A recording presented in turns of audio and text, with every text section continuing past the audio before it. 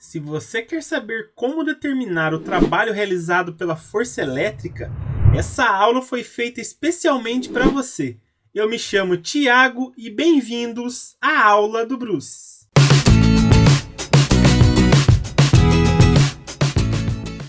Em física, o conceito de trabalho é sempre relacionado à transferência de energia através da aplicação de uma força. Um exemplo seria você arremessar uma pedra ou você empurrar uma mesa.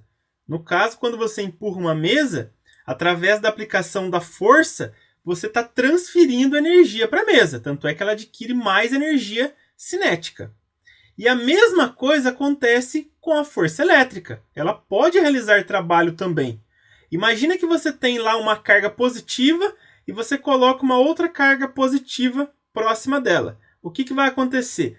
Uma força de repulsão vai agir sobre essas cargas de tal maneira que elas vão ganhar energia cinética. Ou seja, teve uma energia lá potencial elétrica que se transformou em cinética. Mas tudo isso ocorreu por quê? Porque tem uma força elétrica agindo sobre essas cargas. Então a gente diz que a força elétrica realizou trabalho. Digamos que eu tenho uma carga Qzão, que eu vou chamar aqui de carga fonte, ela vai estar influenciando em torno dela. Vou marcar um ponto A, onde vai estar associado um potencial elétrico VA, um potencial elétrico que foi gerado por essa carga Qzão. Vou marcar um ponto B, onde vai estar associado a esse ponto um potencial VB, que também foi gerado por essa carga Qzão. E vou colocar no ponto A uma carga de prova Qzinho. Essa carga de prova, através aí da ação da força elétrica, vai se movimentar do ponto A até o ponto B. Então, o que ocorreu? Teve uma variação de energia cinética e energia potencial elétrica. Então, eu sei que houve trabalho da força elétrica. Quando estudamos trabalho lá em mecânica, vimos que o trabalho era força vezes o deslocamento, vezes o cosseno entre a força e o deslocamento. E também vimos que o trabalho era a variação da energia cinética. Pensa assim, se eu utilizei uma força para transferir energia para um corpo, quanto variou de energia cinética seria o trabalho. No caso, quando a gente pensa em energia cinética, seria o trabalho da força resultante. Mas aqui estamos considerando apenas a força elétrica. Então, ela seria a força resultante. Também podemos calcular o trabalho fazendo menos a variação da energia potencial. No caso, é a energia potencial elétrica. E é essa definição que eu vou utilizar agora. O que é menos a variação de algo? É você inverter o final inicial. Porque quando você fala a variação da velocidade, a variação da força, você sempre pega o valor final e subtrai o inicial. Mas quando é menos a variação, aí você faz inicial menos final.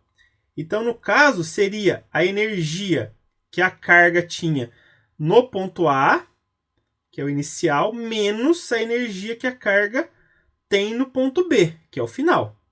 No caso aqui eu estou falando do Qzinho. Mas a gente já viu que energia potencial elétrica adquirida por uma carga de prova pode ser calculada multiplicando essa carga vezes o potencial do ponto.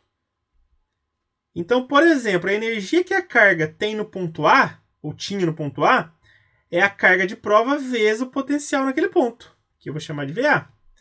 E o potencial que ela vai ter no ponto B vai ser o valor da carga de prova vezes o potencial do ponto B. Eu posso colocar agora em evidência o Qzinho.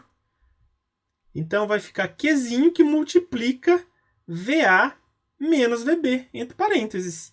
Então, dessa maneira, eu tenho a fórmula que permite calcular o trabalho realizado pela força elétrica para movimentar uma carga de prova do ponto A até o ponto B, que é a seguinte.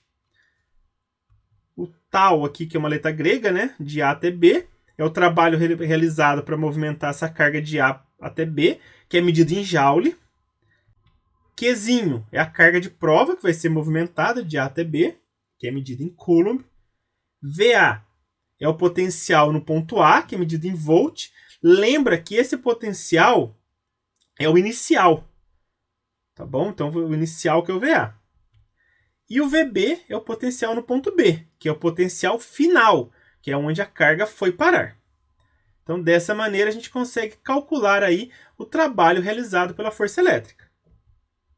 Outra coisa importante. Quando eu movimento uma carga do ponto A até o ponto B, não importa o caminho. O trabalho é sempre o mesmo. Então, não importa como eu vou movimentar a carga, mas se eu tenho um ponto inicial A e um ponto final B, o trabalho vai ser sempre o mesmo. Então, o trabalho depende só da posição inicial e final. Outra coisa importante, o trabalho, como é um escalar, ele pode ser positivo ou negativo. Se por acaso o trabalho for positivo, nós chamamos de trabalho motor. Nesse caso, a carga elétrica teve um movimento espontâneo. O que seria um movimento espontâneo? Imagina lá que você tem uma carga positiva e coloca próximo dela uma outra carga positiva. Ela se afastar não é um movimento espontâneo? Porque não tem uma repulsão entre essas duas cargas? Então isso daí daria o quê? Um trabalho positivo. Agora, por exemplo, se eu colocar duas cargas positivas e eu forçar elas a se aproximar, não é um movimento espontâneo, é um movimento forçado.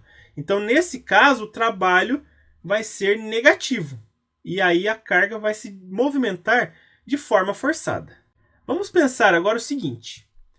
Imagina que temos aqui uma carga Qzão e eu vou marcar aqui uma superfície equipotencial.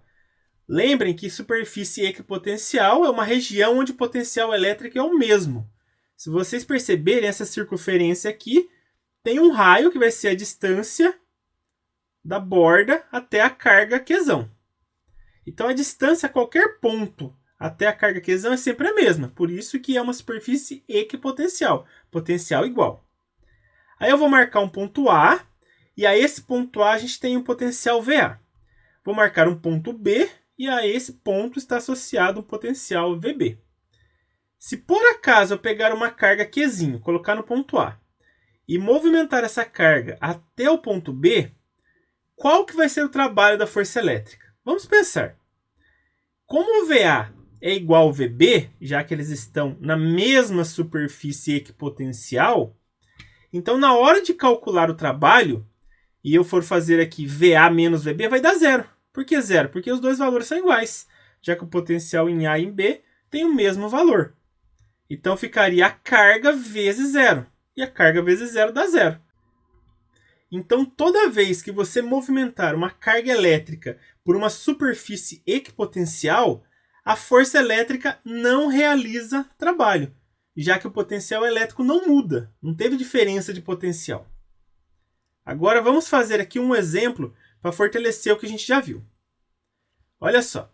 Determine o trabalho realizado pela força elétrica para deslocar a carga de prova, Qzinho igual a 2 microcoulombs, do ponto A para o ponto B, onde os potenciais elétricos são, respectivamente, 20 volts e 150 volts. Então aqui eu tenho o ponto A, aqui o ponto B. No ponto A a gente tem um potencial de 200 volts, como foi falado, e no ponto B a gente tem um VB aqui igual a 150 volts. Para eu calcular o trabalho que vai ser realizado pela força elétrica, eu vou colocar a carga de prova no ponto A e ela vai ser movimentada até o ponto B. Independente do caminho, o valor do trabalho sempre vai ser o mesmo. E esse trabalho eu posso calcular usando a formulinha que determinamos agora há pouco, que é a carga de prova vezes a diferença de potencial entre A e B. Sempre o potencial inicial menos o final. Então, substituindo aqui, eu deixei das mesmas cores. Ó, a carga de prova que está em azul é 2 microcoulombs. Só que lembre que precisamos converter para coulomb. Então, precisa multiplicar por 10 elevado a menos 6.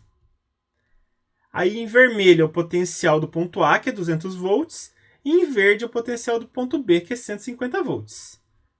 Vou fazer dentro do parênteses aqui primeiro. 200 menos 150 vai me dar 50. Então, vai ficar 2 vezes 10 elevado a menos 6 vezes 50. Fazendo aqui 2 vezes 50 vai me dar 100. Aí, para deixar em notação científica, eu vou andar aqui, ó, 1, 2 casas para a esquerda. E quando eu ando para a esquerda, eu somo no expoente. Então, era menos 6, eu somei 2, ficou menos 4. E a unidade de medida para trabalho é o joule. Como o trabalho é positivo, é um trabalho motor. Foi um movimento que espontâneo da carga elétrica. Certinho, pessoal? Essa foi a aula de hoje. Se você gostou, dê um joinha. E não se esqueça, toda semana tem novas videoaulas aqui no canal. Um grande abraço a todos e até a próxima!